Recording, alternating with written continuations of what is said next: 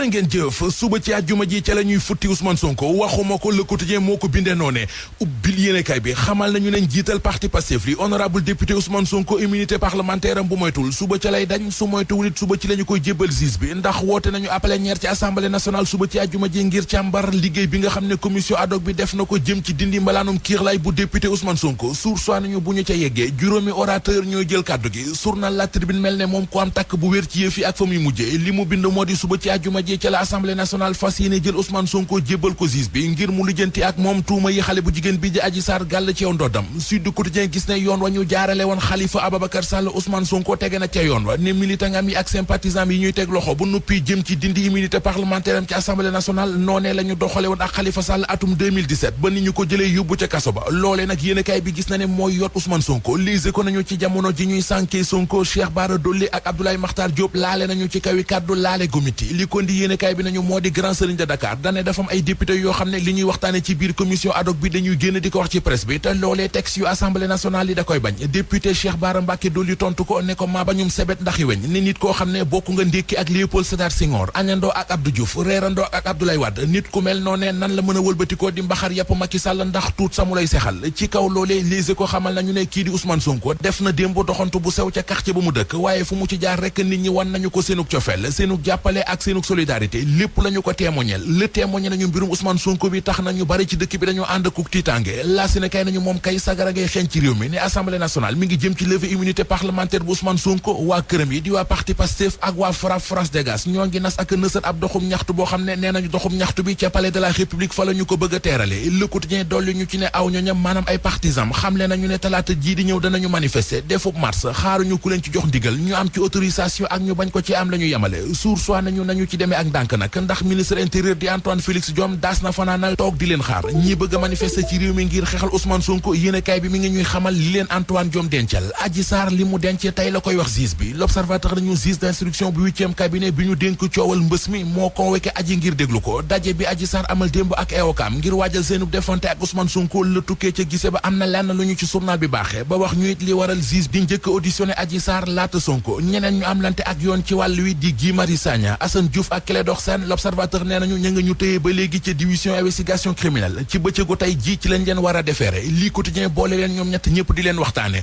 mu di Guy Marius Sagna Assane Diouf ak Amadou Clédor Sène ñetti doomu aadama yu njuur toju seen bopp maanaam ay tête brûlée noonee la leen yéenekaay bi xëy tuddee ba wax ñu lu bare ci seeni histoire Vox Populi nañu li leen bàyyi ba léegi ca loxoy alkaati yu division investigation criminelle yi moo di seenub garde à vue moom la ñu prolongé nas ay pexe ngir turbale ordre public bi mooy li ñu leen di toppee ñu topp yoon akub liggéeyam ba ci libération journal bi nee nañu ay am na ndax certificat nationalité yi ñu doon wax naan dañu koy jël di ko jaayi étranger jaay nañu ca ba jaay ca benn waay boo xam ne nee nañu ci Daesh ca la bokk moom waa ji 2013 ba léegi mi ngi ci Ndakaaru ab pâtisserie la fiy seere am na identité Sénégal am na passeport Sénégal te yépp mi ngi ko amee ci faux certificat nationalité Sénégal yi mu am li am ci xët mu njëkk réew mi quotidien ma nga xewee ca Mbour ubbil yéenekaay bi ñaari xale yu góor ñoo dem ca hôtel Lagon 2 ba ca Mbour yéenekaay bi nañu ba ñu yeggee kenn ki dane moom doomi président de la république Macky Sall la ka ca des ne moom it doomi Idrissa Seck la journal bi nañu ca la ñu nekkee ca l'hôtel ba jël fa benn suite présidentielle tëdd fa ba seen xol sedd dem bàyyi leen ak bor lise ko nañu facture bu 1,512,000 moom la ñu fa bàyyi te li ci doy waar nag journal bi nee nañu facture boobee waa présidence de la république ñoo ko mujj fay nee nañu doomi président de la république bu ñu naan Ibrahima Sall moo joxe instruction ngir ñu fay facture ba